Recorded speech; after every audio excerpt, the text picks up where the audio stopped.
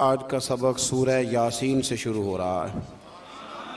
یاسین کا ترجمہ حروف مقطعات ہیں، لیکن مقطعات حروف کے علاوہ جن بزرگوں نے کیا ہے انہوں نے یہ کیا ہے کہ یاسین کا معنی ہے رب فرماتا ہے اے میرے سید، اے میرے سردار۔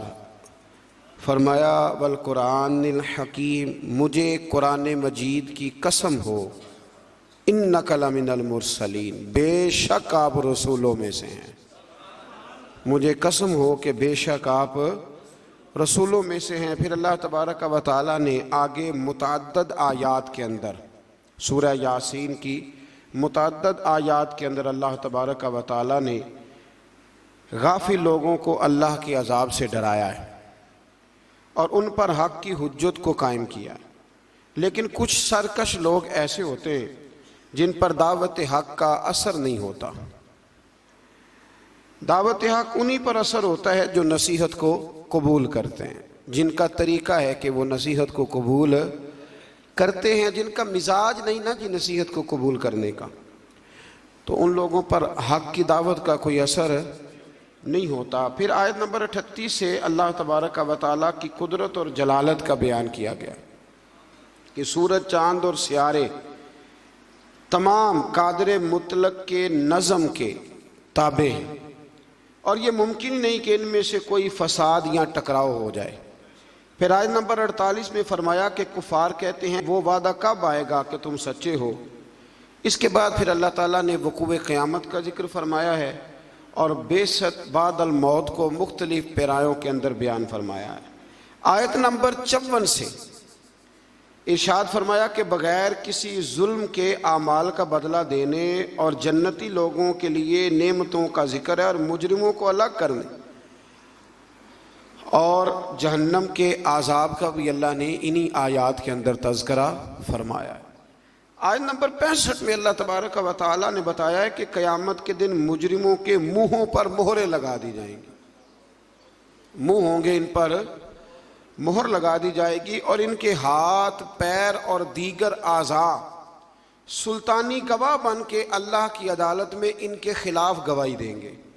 ہاتھ بھی خلاف گواہی دے گا، پیر بھی خلاف، زبان پہ تو مہر ہوگی، یہ گواہ بن جائیں گی ساری چیزیں کہ ہم سے کیا کیا جرائم کرائے جاتے تھے۔ پھر آیت نمبر 68 میں بتایا کہ جسے ہم لمبی عمر دیتے ہیں تو ہم اس کی جسمانی بناوٹ کو ابتدائی حالت کی طرف الٹ دیتے ہیں، یعنی ایسی لمبی عمر کی دعا مانگنی چاہیے جس میں انسان کی عقلی، علمی، فکری اور جسمانی قوت سلامت رہے۔ اس میں سلامت نہ رہے اس لمبی عمر کی دعا، اس کے لیے بزرگوں نے یہ دعا سکھائی ہے کہ دعا اس طرح مانگو، یا اللہ جب تک تو میرے لیے بہتر سمجھتا ہے مجھے دنیا میں رکھ، اور جب میرے حق میں بہتر نہ ہو تو پھر مجھے اپنی بارگاہ کا قرب عطا فرما، پھر تو مجھے اپنے قریب بلا لے۔ آیت نمبر 78 سے اللہ تبارک و تعالیٰ نے منکرین قیامت کے اس عقلی سوال کا ذکر فرمایا ہے کہ جب انسان مر جائے گا اور ہڈیاں تک بوسیدہ ہو جائیں گی تو دوبارہ کون زندہ کرے گا؟ پھر جواب دیا کہ دوبارہ بھی وہی خالق زندہ کرے گا جس نے بغیر کسی نام و نشان کے پیدا کر دیا تھا۔ اب تو ہڈیوں کا نام و نشان ہے نا، تب تو نام و نشان بھی کوئی نہیں تھا، تو اگر اس وقت پیدا کر لیا تھا تو اب دوبارہ زندہ بھی کر دے گا۔ پھر آگے سورہ صافات شروع ہوتی ہے۔ اس سورہ مبارکہ میں اللہ تبارک و تعالیٰ نے متعدد چیزوں کا ذکر فرمایا ہے، اور اس سورت کے شروع میں فرشتوں کی مختلف جماعتوں کی قسم کھا کے اللہ تعالیٰ نے اپنی وحدانیت کا ذکر فرمایا ہے۔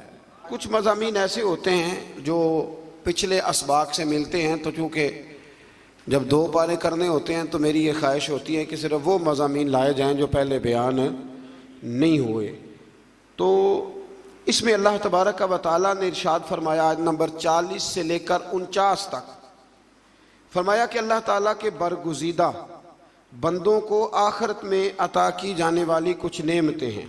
ان کا ذکر ہے کہ انہیں عمدہ میوے ملیں گے، وہ جنت میں عزت اور احترام کے ساتھ ایک دوسرے کے مقابل مسندوں پر بیٹھے ہوئے ہوں گے، سفید اور لذیذ شراب طہور کے جام گردش میں ہوں گے، جن سے نہ درد سر ہوگا نہ ہوش اڑیں گے، پیکرے شرم و حیا حوریں ہوں گی، وہ بلند مقام سے جہنمیوں کا مشاہدہ کر رہے ہوں گے، اور گویا جہنمی بھی ان کی طرف بڑی حسرت کے ساتھ دیکھ رہے ہوں۔ جنت جو ہے نا، جنت میں وہ جن چیزوں کی انسان دنیا میں خواہش کرتا ہے نا، وہ ساری چیزیں اللہ جنت میں عطا فرمائے گا۔ تو فرمایا کہ یہاں تمہارے اندر خواہشات رکھی ہیں، تو یہاں وقت بھی تھوڑا رکھا ہے، وقت بھی دیکھیں نا، عقل مند آدمی ہے نا، اس کو اگر کہا جائے کہ یہ 5 دن کے لیے بندوبست ہے، موج بڑی ہے، لیکن اگر تو یہ چھوڑ کے 5 دن صبر کر لے تو پھر آگے تیرے لیے ساری زندگی کا صبر ہے، ساری زندگی کی موج ہے۔ تو عقل مند کون ہے، 5 دنوں والا کہ ساری زندگی والا؟ تو ہم نے 30-35 سال کی موج چاہتے ہیں، اس کو چھوڑیں، خواہشات کو دبائیں، انشاءاللہ پھر جب آنکھ بند ہونے کے بعد دوبارہ کھلے گی نا، تو پھر اللہ بڑا ہی فضل فرمائے گا، بڑا اللہ فضل فرمائے گا۔ پھر اس سے آگے جب ہم بڑھتے ہیں تو پھر ایک دفعہ حضرت سیدنا ابراہیم علیہ السلام کا ذکر سورہ صافات کے اندر فرمایا گیا، اور پھر وہ دوبارہ سے ذکر جب آپ نے بتوں کو توڑا۔ لیکن اس میں ایک چیز کا اضافہ ہے، وہ کیا ہے کہ اللہ تبارک و تعالیٰ نے فرمایا کہ جب حضرت ابراہیم علیہ السلام کو آگ میں ڈالنے کی ان کی ساری تدبیریں ناکام ہو گئیں، تو پھر ہم نے ابراہیم علیہ السلام کو اسماعیل علیہ السلام دیے۔ آپ کو پتہ ہے پھر جب بیٹا دے دیا، اللہ کا اپنا انداز ہے نا نوازنے کا۔ اچھا ہمارا مسئلہ اور طرح کا ہے، ہم کہتے ہیں کہ نوازتا ہے تو پھر روز نوازے، نوازتا ہے تو پھر اللہ آپ کو کہتا ہے روزانہ زکوٰۃ دو، اگر کہہ دیتا تو او بھائی سال والے بڑی مشکل سے حساب کرتے ہیں، اور ہر روز تو رب ہر روز چیزوں کا حکم نہیں دیتا۔ تو اللہ تبارک و تعالیٰ تدریجاً چیزوں کا حکم دیتا ہے، تدریجاً، لیکن جب وہ دیتا ہے تو پھر کہتے ہیں اس میں مد و جزر آئے گا، کبھی دکھ، کبھی سکھ، کبھی صحت، کبھی بیماری، کبھی اوپر کبھی نیچے۔ تو ہم نا صرف میٹھے میٹھے کے قائل ہیں، میٹھے میٹھے، کڑوے کا بھی قائل ہونا چاہیے، اس لیے کہ محبوب کی طرف سے جو بھی عطا ہو جائے وہ اس کا کرم ہی ہے۔ اللہ نے پہلے حضرت اسماعیل دیے، اور جب بیٹے سے پورا دل لگ گیا تو فرمایا اب اسے چھوڑ کے آؤ وادی غیر ذی زرع میں، جہاں آج بیت اللہ شریف ہے نا، وہاں کچھ بھی نہیں ہوتا تھا۔ حضرت جناب اسماعیل کو اور ان کی والدہ کو چھوڑ آئے 2 کلو کھجوریں اور ایک مشکیدہ پانی کا، اور کہا اللہ میں انہیں تیرے حوالے کر کے جاتا ہوں۔ پھر پابندی لگ گئی تو کئی سال گئے نہیں۔ مفسرین نے با اختلاف روایات 9 سال یا 13 سال کے حضرت اسماعیل ہوئے تو گئے، اور جب گئے تو جاتے ہی کہنے لگے وہ یہاں ذکر ہے، فرمایا کہ بیٹا میں نے خواب دیکھی ہے، میں تمہیں ذبح کر رہا ہوں۔ فلما بالغ معه سعیا، جب بیٹا ساتھ چلنے کے قابل ہو گیا نا، تو کہنے لگے بیٹے میں نے خواب دیکھی ہے انی اذبحک، میں تمہیں ذبح کر رہا ہوں، فانظر ماذا تری، تو اپنا ارادہ بتا۔ میں نے سورہ یوسف میں بھی عرض کیا تھا کہ ساری زندگی لوگ ماں بیٹے کی محبت کا ذکر کرتے آئے، پہ قرآن مجید نے نا 2 جگہ باپ بیٹے کی محبت بھی بڑی کھول کے بیان کی ہے۔ یہ باپ بیٹے کا رشتہ بیان کیا جا رہا ہے۔ بیٹے اب تو بیٹے ذبح نہیں نہ ہوتے، اللہ ہی خیر فرمائے، اب تو ان کو جو سبق پڑھایا جاتا ہے نا وہ اچھی طرح یاد کرتے ہیں، اور یاد کر کے سویرے ماں باپ کو سناتے ہیں کہ جناب آپ بھی تو تھوڑا خیال کریں نا، اب آپ بھی تو ذرا سمجھے نا، اب میرے اپنے بھی تو بچے ہیں نا۔ اور دیکھو باپ کا جو رنگ قرآن نے بیان، انی اذبحک، پتر میں نے خواب دیکھی ہے، میں تجھے ذبح کر رہا ہوں، ارادہ بتا۔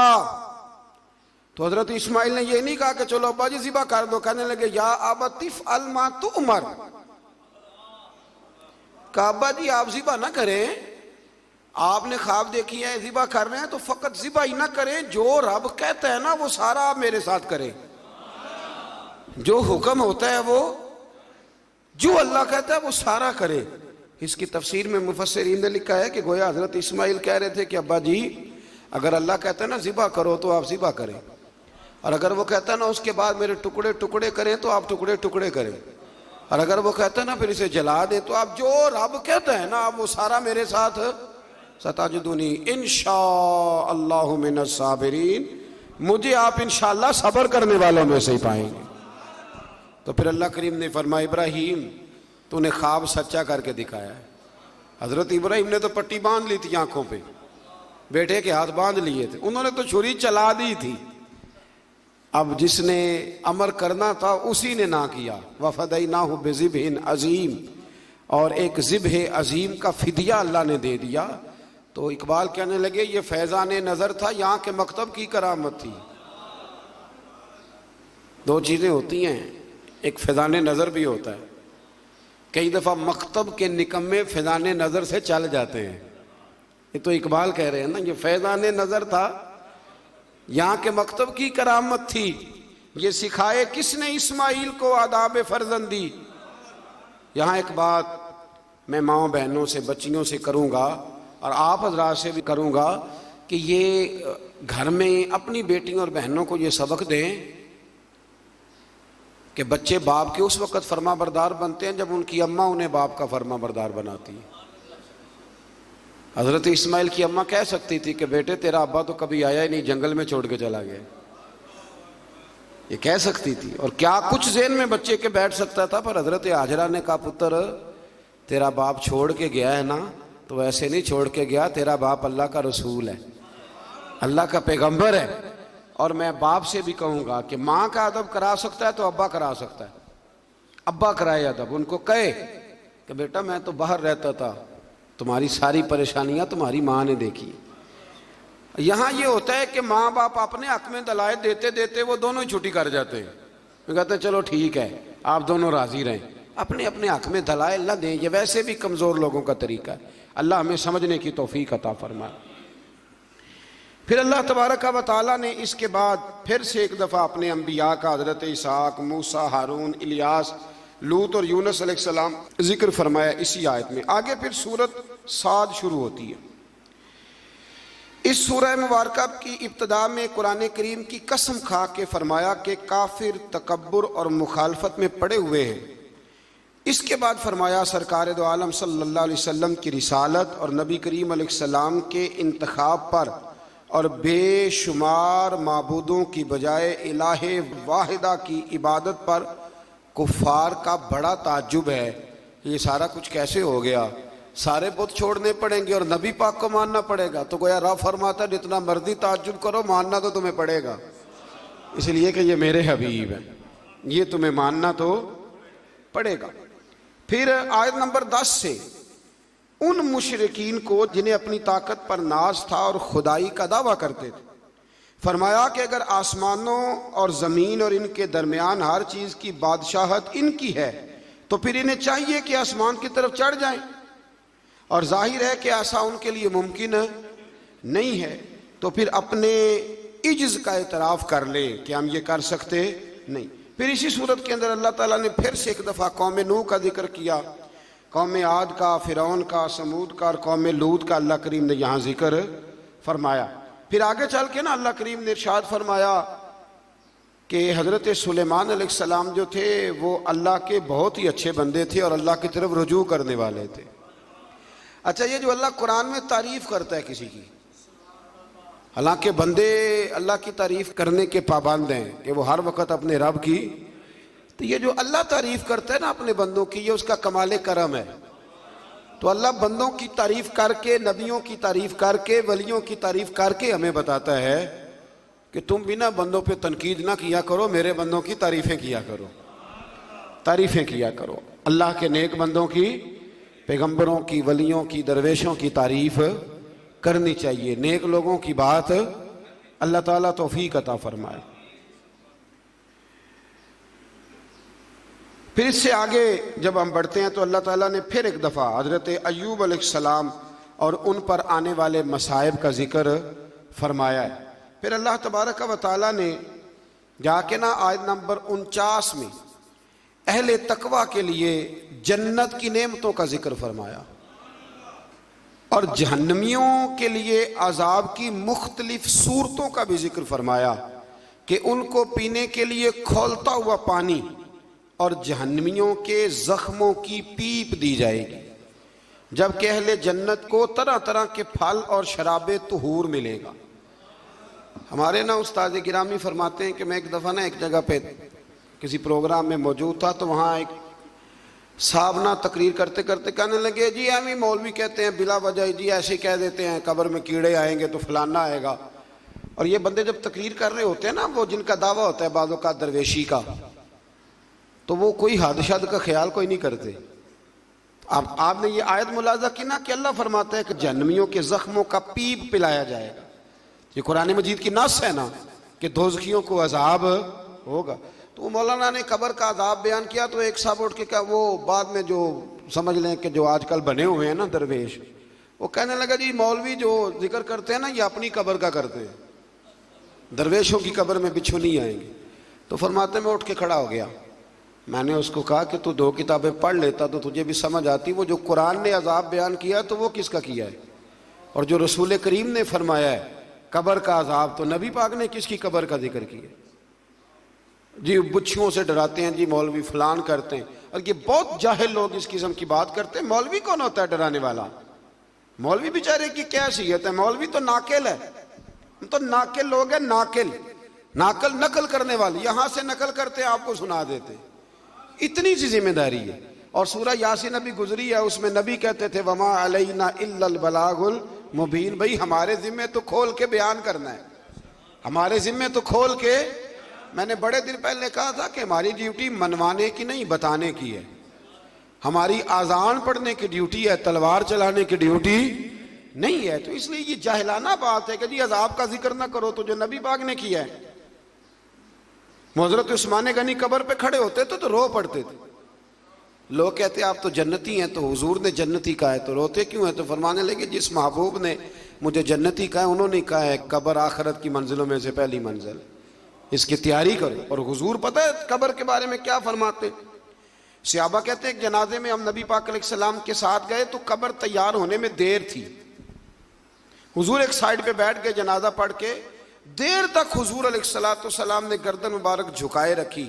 ہماری خواہش تھی کہ چلو موقع مل گیا تو کوئی میٹھی پیاری بات ہی سن لیں، لیکن حضور گردن جھکائے رہے. کہتے ہیں دیر کے بعد گردن اٹھائی تو آنکھوں میں آنسو تھے، اور رو کے حضور نے فرمایا، رو کے فرمایا بھائیو دوستو قبر کی تیاری کر لو، یہ معاملہ بڑا کٹھن ہے.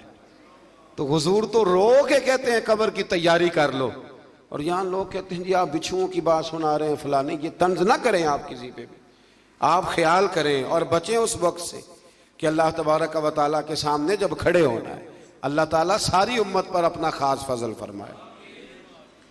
پھر اللہ تبارک و تعالیٰ نے آیت نمبر 71 سے آگے کم و بیش ساری سورہ مبارکہ میں نا پھر سے حضرت آدم کا واقعہ ذکر کیا ہے.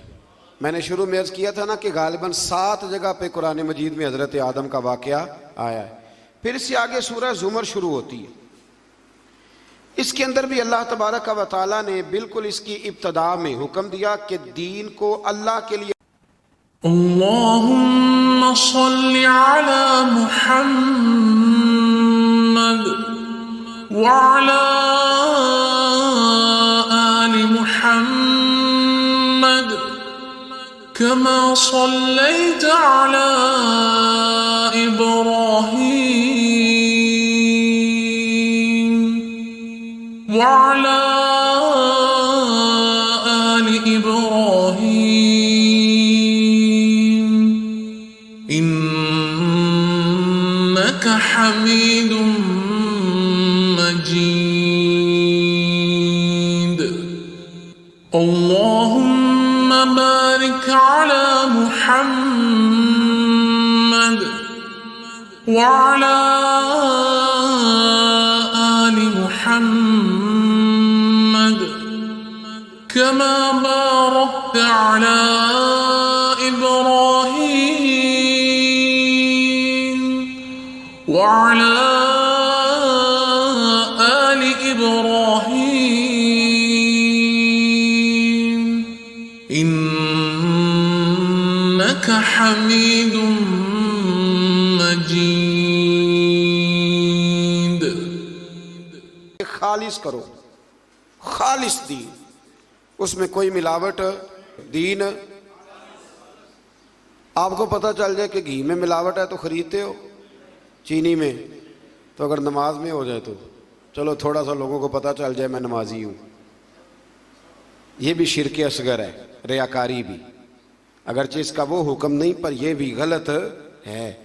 یعنی چلو صدقہ دیتا ہوں تھوڑا سا، اللہ بھی راضی ہو جائے گا اور بندوں کو پتہ چل جائے گا میں سخی ہوں، تو رب تو خالص دین کو قبول کرتا ہے، خالص، لہذا مخلص ہو کے اللہ کی عبادت کریں. آیت نمبر 5 ایک بار پھر اللہ تعالیٰ کی قدرت کا ذکر ہے کہ اس نے آسمانوں اور زمینوں کو پیدا کیا، گردش لیل و نہار کا نظام بنایا، اور سورج اور چاند کے لیے اپنا اپنا مدار اور منزلیں مقرر کی. تمام انسانوں کو ایک جان یعنی آدم علیہ السلام سے پیدا کیا. سب کو کس سے پیدا کیا ہے؟ تو پھر سارے کیا ہوئے؟ بھائی بھائی ہوئے نا سارے. کہاں سے پیدا کیا؟ باپ سب کا. لیکن اڑ جاتے ہیں بندے. اب جٹ کو بٹ کہہ کے دیکھیں، اب نام تو لے ذرا، یعنی اتنا اونچا اڑان ہماری ہو گئی ہے کہ اللہ تبارک و تعالیٰ معاف کرے کہ وہ پکڑائی نہیں دیتی. یہ قبیلے تعارف کے لیے ہوتے ہیں، تعارف ہو جائے، کوئی اونچا چھوٹا بڑا نہیں ہوتا. نبی پاک صلی اللہ علیہ وسلم نے بڑی وضاحت سے کئی جگہ ہمیں یہ بات سمجھائی ہے. فرمایا ہر ایک کو ہم نے ایک جان حضرت آدم سے پیدا کیا اور انہی سے ان کا جوڑا پیدا کیا، اور وہیں سے وہی جو ماں کے پیٹ میں تہ در تہ ظلمتوں میں انسانوں کی پرورش فرما دیتا ہے. یہ سب اس کی قدرت کی نشانیاں. آیت نمبر 7 میں فرمایا کہ اللہ تعالیٰ کو کسی کی ناشکری کی کوئی پرواہ نہیں. ہاں وہ اپنے بندوں کے لیے ناشکری کو ناپسند اور شکر کو پسند فرماتا. باقی اسے پرواہ کوئی نہیں کہ تم ناشکری کرو، وہ تمہارے شکر ادا کرنے کا کوئی خواہش مند ہاں پسند ضرور کرتا ہے، پر اسے کوئی محتاجی نہ کرو گے تو نقصان اٹھاؤ گے. آیت نمبر 9 سے اللہ تعالیٰ نے فرمایا کہ عالم اور جاہل برابر نہیں ہو سکتے. قل هل يستوي الذين يعلمون والذين لا يعلمون. فرمایا کہ عالم اور جاہل برابر ہو سکتے ہیں. کون کہہ رہا ہے؟ تو اگر کوئی جاہل اٹھ کے کہے مولویوں کی پتہ ہے، اور اللہ تعالیٰ خیر کرے 2-3 جگہوں پہ تو جاہلوں کے بڑے ڈیرے ہیں، ایک حکمرانوں کے گرد، ایک درباروں کے گرد. بلکہ میں اکثر کہتا ہوں جتنا بڑا جاہل ہو نا اتنا بڑا پیر ہوتا ہے. بڑی ذمہ داری سے کہہ رہا ہوں آپ، کیونکہ عالم نے تھوڑا بہت سوچنا ہے کوئی بات کرتے وقت، کیونکہ اسے پتہ ہے کہ یہ شریعت کی حد ہے، یہ قید ہے. تو جاہل نے تو کچھ بھی نہیں نہ سوچنا. تو جاہلوں کی کرامتیں بے شمار، ادھر بھی کرامت ادھر بھی کرامت، یہ بھی کر دیا وہ بھی کر دیا. اور جاہل کی ایک بہت بڑی علامت ہے کہ وہ ہمیشہ علم کی مخالفت کرے گا. پکی بات ہے، چونکہ خود جاہل ہے لہذا علم کی ہمیشہ. بہت سارے ایسے پیر ہیں لوگوں کے کہ جو نہ ان کا نکاح پڑھا سکتے ہیں نہ جنازہ پڑھا سکتے ہیں. یعنی پیر ایسا نہ خوشی میں شریک ہو سکتا ہے لیکن پیر ہے. عجیب بات ہے نا کہ تمہیں نکاح کا مسئلہ عالم بتائے، طلاق کا مسئلہ، یعنی تمہارے بیٹے کے پیدا ہونے سے لے کر تمہارے بچے کے نکاح سے لے کر اور تمہارے معاذ اللہ مرنے اور جنازے تک ساری ڈیوٹی عالم کرتا ہے. اور وہ موٹر سائیکل خرید لینا تو سارے گاؤں کو مصیبت پڑ جاتی ہے کہ اس نے کہاں سے لے لی ہے. سوال جواب کرتے. اور پیر کا بیٹا مطلق جاہل ہوتا ہے، مطلق. بہت سارے ایسے پیر ہیں جو دعا نہیں مانگ سکتے اسپیکر کے آگے. لیکن کیا کیا جائے قوم کا، کیسے سمجھایا جائے، کون سا ایسا درود پڑھا جائے. تعویذ لکھتے جا رہے ہیں، تعویذ لکھتے جا رہے ہیں، اور وہ بھی نہیں لکھنے آتے ہیں، فوٹو کاپیاں کرا لیے، موریں بنوا لی. کچھ خدا کا خوف کریں، کچھ تھوڑا سا خیال کریں. پیر کے لیے پہلی شرط یہ ہے کہ اسے خود تو رستے کا پتہ ہو کہاں جانا ہے. جس ڈرائیور کو خود نہیں پتا وہ آپ کو لاہور کیسے پہنچائے گا. تو اس کو خود تو پتہ ہو. باں ظلموں جو کرے فقیری، وہ کافر مرے دیوانہ ہو. مہربانی کرے آپ. جبے کبے دیکھتی ہے قوم، بڑے بڑے جناب رنگ ڈنگ دیکھتی ہے تو الجھ جاتی ہے. تو اللہ تبارک و تعالیٰ نے فرمایا عالم اور جاہل برابر ہو سکتے، اللہ نے کہا ہے. اس لیے ہماری ڈیوٹی ہے علماء کو عزت دے، یہ ہماری ڈیوٹی ہے. میں کئی دفعہ علماء کی شان میں حدیثیں اس لیے نہیں بیان کرتا کہ وہ لوگ ہم پہ فٹ نہ کر لیں اور اندر نفس بیٹھا ہے. وہ بھی کئی دفعہ کہتا ہے کہ شاید تو اپنی بات کر رہا ہے، لیکن رمضان ہے. میں خالصتاً اللہ کی رضا کے لیے عرض کرتا ہوں. میرے رسول کریم علیہ السلام نے عالم کے لیے فرمایا ہے، فرمایا عالم میرا جانشین ہے. کوئی ضعیف روایت نکال کے دکھائے کہ حضور نے کہا درویش میرا جانشین ہے. ٹھیک ہے جو عالم بے عمل ہے میں ان کی بات نہیں کر رہا، لیکن حضور نے فرمایا علماء انبیاء کے وارث ہیں، اور صاحب تفسیر روح البیان نے حدیث لکھی ہے. حضور نے فرمایا جس نے عالم سے ہاتھ ملایا سمجھے میرے ساتھ ملایا ہے، جس نے سچے عالم کی سنگت کی سمجھے میری سنگت کی. اور کیا خوبصورت لفظ ہیں حدیث کے. حضور فرمانے لگے جس نے عالم کا چہرہ دیکھا سمجھے اپنے نبی کا دیدار کیا ہے. آپ چھوٹی بات سمجھتے ہیں اس کو؟ اس لیے وقت نکال کر، میں اپنی ذاتی زندگی میں وقت نکال کے جاتا ہوں علماء سے ملنے. پتہ چل جائے مستند اور باعمل عالم آیا ہے تو میں کبھی پیچھے نہیں رہتا، میں آگے بڑھ کے جاتا ہوں، ملاقات کرنے کی کوشش کرتا ہوں، اور یہ حدیثیں میرے ذہن میں ہوتی ہیں ہمیشہ. کوشش فرمایا کریں. اللہ تبارک و تعالیٰ سمجھنے کی توفیق عطا فرمائے. پھر اللہ تبارک و تعالیٰ نے آیت نمبر 10 میں مومنین کو تقوی پر کاربند رہنے اور رکاوٹ کی صورت میں اللہ کی زمین کے وسیع ہونے اور مصائب و آلام پر صبر کرنے والے کے لیے بے حساب اجر و ثواب کا ذکر کیا ہے. فرمایا اگر تقوی کے رستے میں تمہارا ملک رکاوٹ بنے تو زمین بڑی وسیع ہے، کہیں اور چلے جاؤ، لیکن اختیار تقوی ہی کرنا ہے. پھر آیت نمبر 15 سے غیر اللہ کی عبادت کرنے والوں کے لیے عذاب شدید اور بتوں کی عبادت سے اجتناب کرنے والوں اور اللہ کی طرف رجوع کرنے والوں اور اچھی بات سن کر پیروی کرنے والوں کو بشارت دیتے اور ہدایت دینے کا بھی میرے رب نے ذکر فرمایا. آیت نمبر 22 میں فرمایا کہ جس کے سینے کو اسلام کے لیے اللہ کھول دیتا ہے تو وہ اپنے رب کی طرف سے نور ہدایت پہ قائم رہتا ہے. کوئی اللہ خوشخبری دے رہا ہے کہ اگر میں نے تمہیں کلمے کی توفیق دیا تو سمجھو میں نے ہدایت کا رستہ تم پہ واضح فرما دیا. پھر آیت نمبر 23 میں قرآن مجید کی اثر آفرینی کو بیان کیا گیا. یہ ملتے جلتے مضامین پر مشتمل بہترین کلام ہے جسے بار بار دہرایا جاتا ہے. جن کے دلوں میں خشیت الہی ہے اسے سن کر ان کے بدن کے رونگٹے کھڑے ہو جاتے اور ان کے جسم اور دل اللہ کی یاد کے لیے نرم ہو جاتے. فرمایا یہ ملتے جلتے مضامین ہیں جن کو بار بار دہرایا جاتا ہے. قرآن میں کون سے مضامین ہیں اور بار بار؟ یہ شکوہ بھی چھوڑ دیں کہ ہماری مسجد کا خطیب ہر سال ایک ہی مضمون بیان کرتا ہے. اللہ کہتا ہے قرآن کے مضامین کو بار بار دہرایا جاتا ہے. تو جنگ بدر ہر سال جب بیان ہوتی ہے تو وہی بیان ہوگی نا جو پہلے سے حدیثوں میں لکھی ہوئی ہے. ایک کوئی نیا واقعہ درج کر کے بیان ہو. قوم کو اس پہ بھی شکوہ ہوتا ہے، کہتے پچھلے سال بھی سنایا تھا. میں ایک جگہ پہ گیا تو مجھے کچھ لوگ کہنے لگے جی آپ تقریر چھوٹی کرتے ہیں تو آپ نا آج ہم نے لمبی تقریر سنی ہے، پچھلے سال بھی آپ نے 40 منٹ تقریر کی تھی. میں کہا تسی پچھلے سال والی سناؤ تے نویں سن لو. ٹھیک ہو گیا نا جی. میں نے کہا پچھلی سنائیں اور نہیں سن لیں. اور کبھی کبھی بڑے سکھانے والے لوگ بھی ملتے ہیں. ایک جگہ میں تقریر ختم کرنے لگا تو ایک بزرگ ہیں، وہ بڑا مجھ سے پیار کرتے محبت کرتے ہیں، بڑی ان کی دلچسپی ہے. تو میں نے تقریر ختم کرتے ہوئے کہا کہ بس جی. بابا جی کہنے لگے نہیں تھوڑی سی اور. میں کہا جب میں کہاں ختم ہو گئی ہے، کہنے جی ختم ہوگی تو مڈو لگ پو یہی سنا دیو دوبارہ. اب یہ سکھانے والی بات ہے نا جی کہ بزرگ بہت سارے حاضر دماغ ہوتے ہیں. کہنے لگے آپ شروع سے لگ جائیں جہاں سے شروع کیا تھا، اور ہمیں نہ زیادہ سنا ہے. اللہ کریم توفیق عطا فرمائے.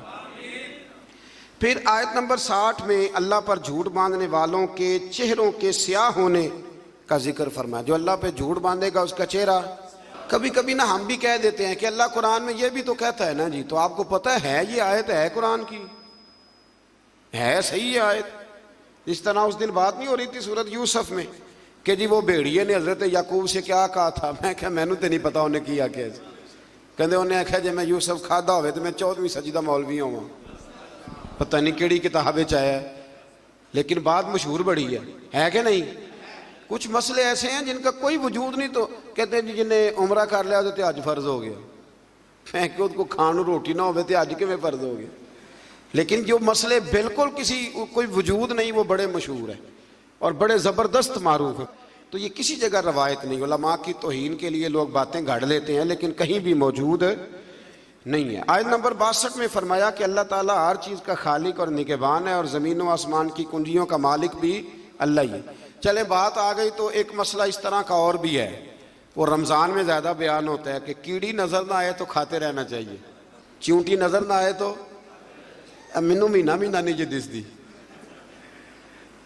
اور آپ میں سے بہت سارے ایسے لوگ ہوں جنہوں نے سارے روزے دیکھے ہی نہیں, کیا کریں پھر؟ اور بہت زیادہ تیز روشنی ہو لائٹوں کی تو ویسے ہی نظر کوئی نہیں آتی. یہ سوال کسی نے پوچھا تھا تو چلو اس کا جواب بھی آ گیا. کہنے لگے کہ روزے کے ٹائم اذان تک کھانا پینا چاہیے یا اعلان ہو جائے تو بند کر دینا چاہیے؟ یہ جو اذان ہوتی ہے یہ روزہ بند کرنے کے لیے نہیں ہوتی, اذان نماز کے لیے ہوتی ہے, وہ سارا سال ہوتی ہے. اذان کس لیے ہوتی ہے؟ اور کسی وقت مولوی صاحب کی آنکھ 10 منٹ لیٹ بھی کھلتی ہے تو لیٹ بھی ہوتی ہے اذان. اذان کا روزے سے کوئی تعلق, روزے کا ٹائم سے تعلق ہے. اب اعلان ہو جائے نا بند کر دو تو لہذا روزہ وہیں پہ بند کرنا ہے. اللہ تعالیٰ معاف کرے, میں نے ایک شخص کو مسجد میں ایک دن مسئلہ بتایا تو وہ کہنے لگا جی میرے تے ابا جی کہنے نے بڑیاں بانگاں ہونیاں نے اجے, تو کھاندہ رہو. مجھے نہیں پتا, مجھے پہلی دفعہ اس دن پتا چلا. وہ کہنے لگے مینوں ابا جی آکھیا اوے بڑیاں بانگاں ہونیاں نے, اے اجے پہلی ہوئی ہے, تو اینڈ والی تک کھا. او خدا کے بندو, روزے کا اللہ نے حد بننا مقرر فرمایا ہے تو آپ حد میں رہیں گے, بے حد. اب تو کیلنڈر ہیں اور آپ ٹی وی پہ یوں پٹیاں چل رہی ہیں, یہ ٹائم ہے, جو اخبار چھپ کے آ جائے گا اس پہ کل کا ٹائم لکھا ہوگا. کس چکر میں آپ؟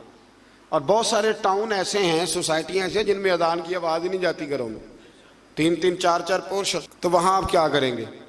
تو اذان کا نماز سے تعلق ہے, روزے سے تعلق نہیں ہے. تو کئی دفعہ اذان دیر سے دی جاتی ہے, اذان دیر سے.